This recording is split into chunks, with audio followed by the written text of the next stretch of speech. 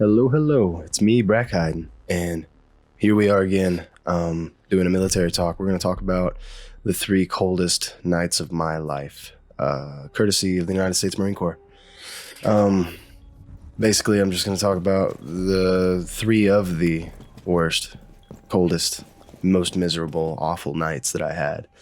They're not necessarily ranked in any sort of order. They're just, there. So that's what we're going to talk about. And I'm just going to kind of, I guess, no one likes a cold.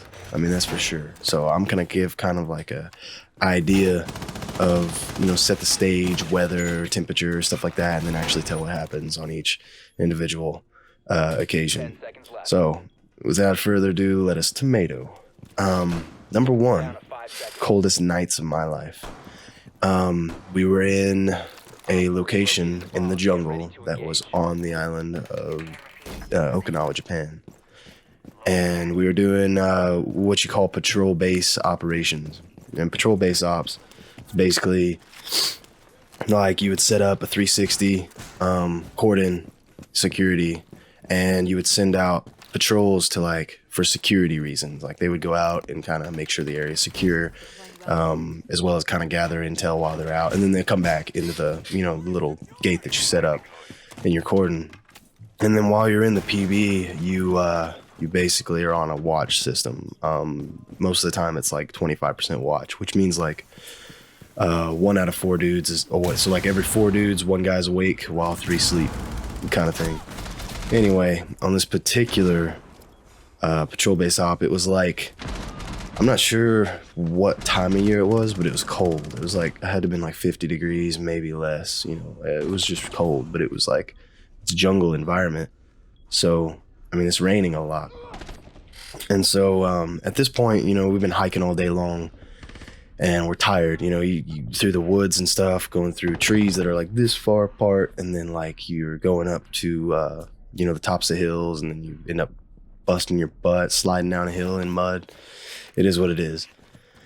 Anyway, we get to the spot where we're going to set up our PB, and basically machine guns. For some reason, I don't remember why, but I didn't go out on a patrol that night, so I was just on watch. And we had machine guns set up on one leg of this cordon.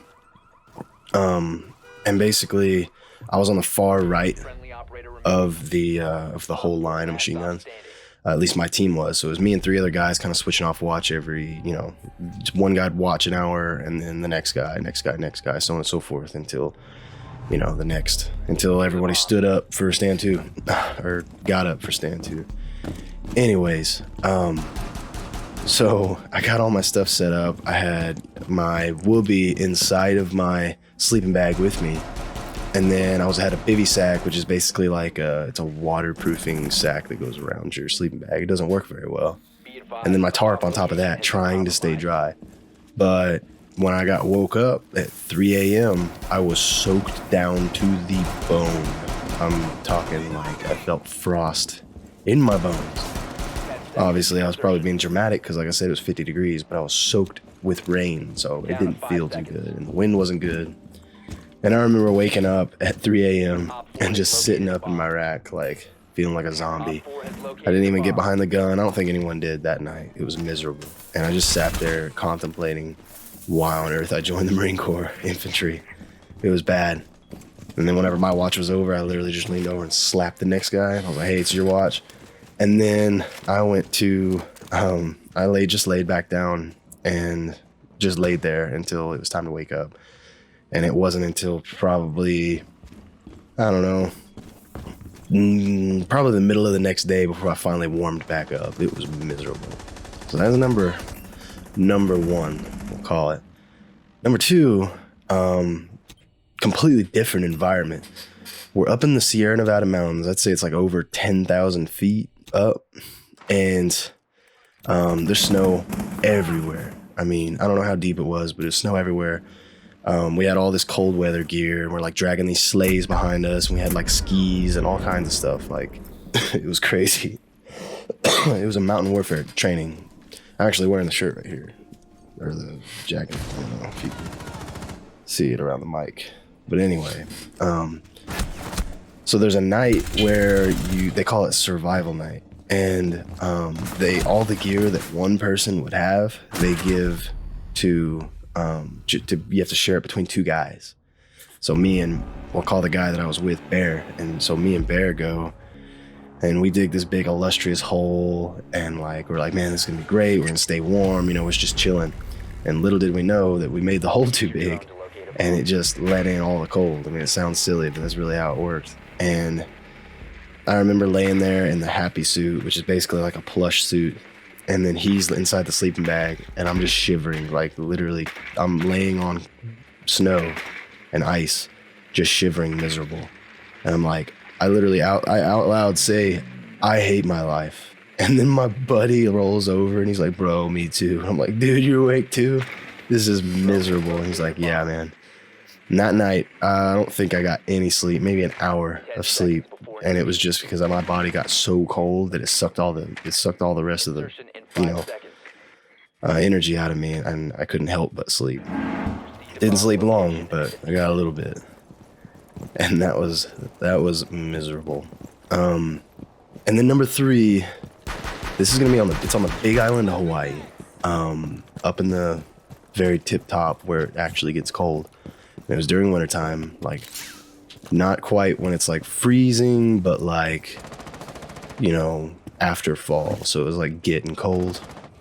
And we were doing same thing we were doing. Well, this was kind of like a land navigation / PB op thing.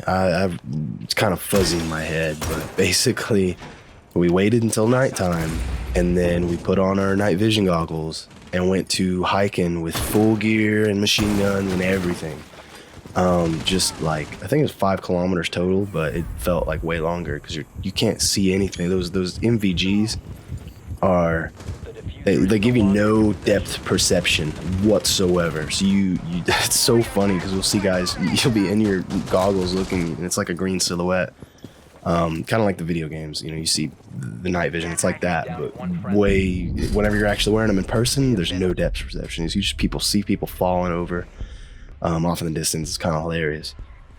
But it started getting cold, and when you're moving through terrain with a lot of weight, you start sweating a lot. I mean, it's hot and heavy, and that is what it is. But it's when you stop that it gets you.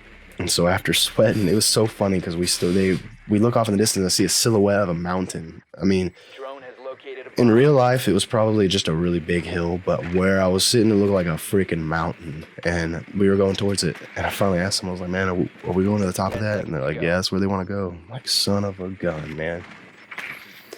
And so we get to the base of this thing, and they're like, hey, we're going to do a leader's recon to the top. So they grab all the leaders, and they head up to the top of this freaking hill. And while they're up there, I'm sitting down. I literally sit down on the ground, and I have my pack, and I'm just leaning on my pack like this, sitting on the ground. And the cold just starts, like, as soon as my body sat down for a second, the cold just comes flowing right in. It's like, hello, I'm here to ruin your day, Brakk. I'm like, thanks, cold. That's what I wanted. And so I'm freezing there, but I'm like so tired. It's like, I think we had hiked through the night, and it was like 2 a.m. at this point. It was ridiculous.